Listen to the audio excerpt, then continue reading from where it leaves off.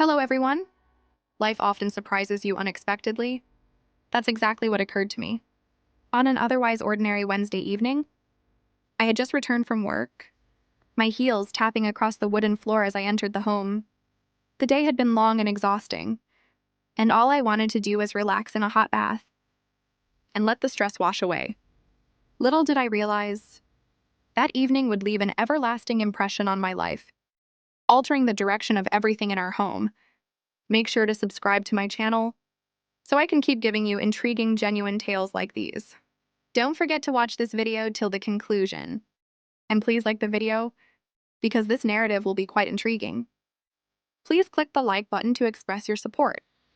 The home was silent as I arrived, which was not unusual. My husband, Thomas, had said earlier in the day that he would be attending a late meeting. He'd been working long hours lately, attempting to meet a major project deadline. This left just Logan, Thomas's kid from his previous marriage.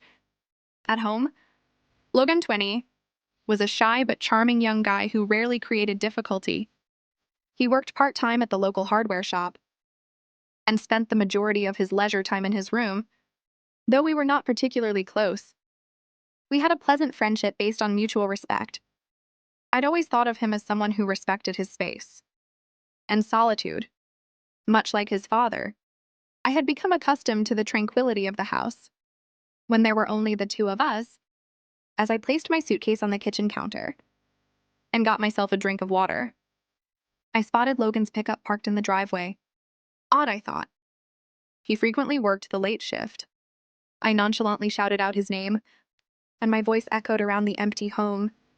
No answer.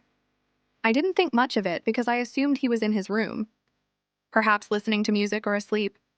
After drinking my water, I decided to go upstairs and change into something more comfortable.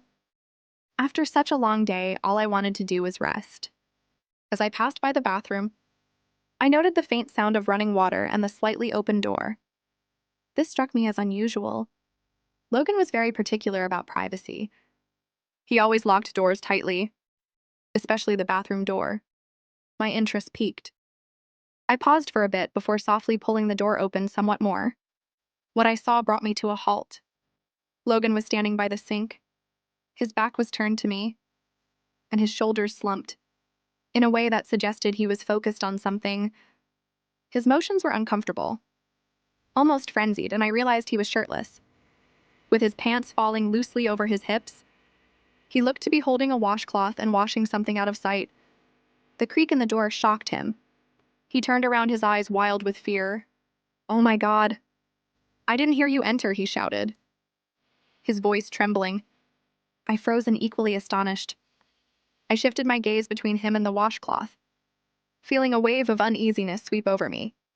It wasn't what I expected to see when I walked in, and I couldn't help but feel awful for invading. "I'm very sorry," I mumbled, shifting my gaze away. "I did not mean to intrude." I took a rapid step back, my heart beating in my chest. I grabbed for the doorknob, ready to retire and offer him the solitude he obviously desired. But before I could lock the door, Logan's voice interrupted me. "Wait," he asked, his tone begging. "It's not as you think." I paused, my hand hanging over the doorknob. Half of me wanted to flee down the corridor and pretend nothing had occurred, but another half was intrigued. His voice did not convey the defensiveness of someone caught doing something wrong. Instead, it was full of humiliation and despair. Despite my better judgment, I turned back to face him, my gaze fixed on his features. "Okay," I said carefully, attempting to maintain a neutral tone. "What's happening?" Logan glanced down, his cheeks flushed. A deep scarlet, he appeared to be trying for the appropriate words, his hands fumbling with the washcloth. Finally, he let out a long sigh and said, "I just didn't know who else to ask." "What exactly are you asking about?" I pressed lightly. My interest grew despite the unpleasantness of the circumstances. He shuffled uneasily and avoided eye contact. "It is personal," he conceded. "I've been struggling with some issues and I'm not sure what to do.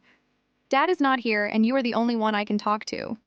I was surprised by his vulnerability. Logan had always maintained his independence, rarely disclosing personal information. The idea that he was looking to me for assistance gave me pause. I stepped into the bathroom. I shut the door slightly behind me to give us some privacy. Okay, I said, keeping my tone neutral. Why don't you tell me what's happening? Logan hesitated before trying to explain. At first, his words were hazy. As he struggled to convey the agony he was experiencing, I attentively listened, attempting to piece together what he was saying. It quickly became evident that this was a delicate subject, one that he was too embarrassed to address with Dad. As he spoke, I couldn't help but feel a sense of empathy. It's never straightforward to ask for help, especially with something so personal. I could see the strain in his eyes, the internal conflict between wanting to seek help and being terrified of being judged. Okay, I said, after a moment of reflection, first and foremost, it's excellent that you're paying attention to these details. It demonstrates that you care about your health. Second, there is no shame in asking questions or getting guidance. Logan gazed up at me, his eyes full of appreciation and relief. Really, you don't think this is strange? Not at all, I reassured him. Everyone has questions about their bodies from time to time. It's normal. I spent the next several minutes giving him the best advice I could, based on my own expertise and experience. I attempted to keep the topic as realistic and straightforward as possible, avoiding anything that may make him feel more uncomfortable. I could tell this chat was a big relief for him, even if it began awkwardly. As the talk went on, the initial uneasiness subsided. Logan appeared to relax, and I could see he was glad to have someone to chat with. He appeared to be more at ease. By the end of our conversation, he even managed a little smile. Thank you, he replied slowly, his voice hardly a whisper. I didn't think I could tell anyone about this. I returned his grin, relieved that the tension had lifted. You are welcome, Logan. Remember that it is never inappropriate to seek assistance. No one knows all the answers. As I exited the toilet, I couldn't help but have a peculiar mix of feelings. On the one hand, I was pleased to be there for Logan when he needed someone to talk to. On the other hand, the incident had been so unexpected and out of the norm that I had no idea how to handle it. Something about the event felt momentous, as if it represented a transition in our relationship. I just wasn't sure what it meant, or how it would play out in the next few days. I tried to dismiss the unusual sensation as I went about my evening, but it persisted in the back of my mind like a shadow. The home was peaceful with only the gentle hum of the air conditioner. Thomas arrived home late that night, exhausted yet pleased. He was absolutely oblivious to the unusual talk that had occurred during his absence. As I lay in bed that night looking at the ceiling, I couldn't help but think about the events of the evening. Something had changed, but I couldn't quite pinpoint it. All I knew was that life in our home will never be the same again. The days after that unexpected encounter were unusual, to say the least. Nothing very dramatic occurred. In fact, everything on the surface seemed normal. Thomas continued with his task as usual.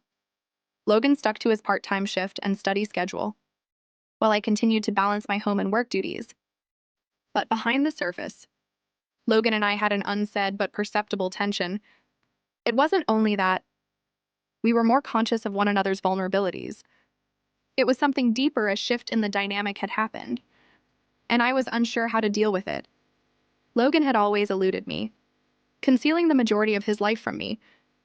Our interactions, while friendly, had never progressed beyond surface-level niceties. But suddenly, following our toilet discussion, I sensed a new level of understanding between us, one that was both unpleasant and strangely soothing. I found myself thinking about him more than necessary, not in a motherly or concerned manner, but with a sense of astonishment at how I had not seen this part of him before. Realizing Logan was more than just the quiet young man who kept to himself. There was a depth to him, an emotional world that I had only begun to comprehend. Logan's conduct changed more noticeably on Friday evening. Thomas had left to meet with a client, and I was making dinner. Logan was yet to return from his shift at the hardware shop. I was cutting veggies when I heard his pickup come into the driveway. I froze my knife in midair, pondering how I should welcome him. The discomfort that had settled between us over the previous several days had formed a barrier that I wasn't sure how to break down. When the front door opened, I cried out, "Hey, Logan," trying to sound nonchalant. He did not respond immediately, but I heard his footsteps as he entered the kitchen. He seemed exhausted yet smiled weakly. "Hey," he replied gently. "What's for dinner?" I smiled back, pleased that he wasn't as distant as he had been in recent days. "Just some spaghetti. Are you hungry?" "Yes, I am hungry," he responded, stepping over to the counter to get a drink of water. We ate in quiet at first, with the only sound being the clink of forks on plates. But I saw Logan appear more relaxed than he has in days. His grin appeared more genuine and his body language was less rigid. He laid down his fork and gazed at me, a small blush on his cheeks. "I've been thinking about what you said the other night," he began. I paused for a second before continuing, "and I just wanted to thank you again for listening." I looked up from my plate and met his gaze. The honesty in his speech was enough to soothe my heart. I'd been waiting for this moment, wondering how to answer, but relieved that he felt safe enough to talk. "Of course, Logan," I said, my tone mild. "I'm delighted I could assist." There was another long wait, but this time I didn't feel as uneasy as I had before. It seemed like we were actually chatting, rather than simply filling the space with polite chatter. "You've always been polite to me," he said, his voice softer now, "and I don't want you to think I don't appreciate it." I nodded, uncertain how to communicate how important his words were to me. "I understand it isn't always easy," I added after a minute, "but I'm pleased you know. You can talk to me at any time." He grinned again, this time a bit more relaxed. "I'll try to remember that," he responded, grabbing for another slice of spaghetti. As supper continued, we became more informal in our conversations. We discussed his schooling, his part-time work, and the newest Netflix show we were both watching. It was a little step forward, but one nonetheless. Logan was beginning to open up, despite the awkwardness of our initial talk. In tiny ways. Later that evening, once we had done eating, I laid down on the couch to relax with a book. Logan retreated to his room, his footfall gentle on the floor. I couldn't help but wonder whether he was still absorbing what we talked about. The following few days were much of the same. Thomas returned home later each night, as his work required more and more of his time. Logan, while less distant than before, continued to keep to himself in many respects. We had brief but meaningful talks over dinner, and he appeared more at ease around me, but there remained an underlying tension that neither of us felt eager to confront. Logan did something absolutely unexpected. On one of those peaceful evenings, perhaps a week after our chat in the toilet, it was almost bedtime, and I was wrapped up on the couch, watching the most recent episode of a drama. Logan suddenly emerged in the doorway, his look inscrutable. "Can I speak to you?" he inquired, his voice barely above a whisper. I sat up, suddenly wondering what to anticipate. "Of course. Come in." He stopped for a time before fully entering the room. He appeared nervous, his stance tight, as if he didn't know what he was going to say. "What is on your mind?" I inquired softly, hoping to establish a secure environment for him. Logan moved from foot to foot, briefly averting my gaze before replying. "I've been thinking about the things I told you about, and I believe I need to tell Dad. I'm not sure how, but I believe he needs to understand what I'm going through." I was astounded by his statements. He was more vulnerable now than he had been previously. This was a step forward. He was accepting responsibility for his sentiments and admitting that he needed support from Thomas, not just myself. I smiled, hoping to comfort him. "Logan, that's a huge step, and I believe Thomas will enjoy you coming to him. It is not easy, but it is necessary." He nodded, his gaze catching mine. There was a glimmer of thankfulness in his eyes, and I could tell that the decision to talk with Thomas was difficult for him, but he had gone a long way. He whispered gently, "I don't want to make things weird between us. I realize things have been different recently." I shook my head, feeling a surge of affection for him. "It's not strange at all," I told him. "Logan, we are family. Whatever the circumstances, we always aid one another." He offered me a little smile and nodded before turning to go. "Thank you for everything," he said over his shoulder as he exited the room. I let out a breath I hadn't realized I was holding. I felt a strong feeling of pride for him. He was learning to communicate, seek help, and manage his emotions in a healthy manner. I couldn't help but feel like I was seeing an important time in his development. The following day, Thomas arrived home from work earlier than normal. I could see tiredness on his face. However, his steps were light as he stepped in the door. "Hey," he murmured, dropping his briefcase near the door. "How are things going?" "Good," I said, smiling. "However, I believe Logan is thinking about something." Thomas lifted his eyebrow. "What do you mean?" "He's been more open recently," I said, "and he said he wanted to speak with you about something important." Thomas's countenance softened, with a mix of anxiety and eagerness on his face. "I will talk to him," he stated with calm conviction in his voice. "Thank you for telling me." That evening after supper, Thomas and Logan sat together in the living room. I couldn't hear much of their talk, but I noticed Logan leaning in and conversing passionately with his father. Thomas listened closely, his expression filled with both worry and warmth. I observed that Logan's transition into maturity marked a significant turning point in their relationship, and Thomas was prepared to meet him there. As the weeks passed, life resumed its normal pattern. Logan and I's unsaid tension dissipated over time. He no longer avoided me, and I could see he was still absorbing what he'd said. But he appeared lighter and more himself. Thomas and Logan spent more time together, which strengthened their relationship, and Thomas was clearly trying to be more present for his kid. One weekend, Thomas recommended we go on a day excursion to the lake. It was his attempt to build our friendship, and I felt it was an excellent idea. The weather was ideal with beautiful blue skies and a mild wind. We packed a lunch, drove to the lake, and spent the day relaxing and having fun. We spent hours swimming, playing frisbee, and relaxing on the beach. Logan appeared to be truly pleased, smiling and joke with Thomas in a way I'd never seen before. Watching them interact thrilled my heart, and I hoped that this trip would mark a significant turning point for all of us as the sun began to set, spreading golden hues over the lake.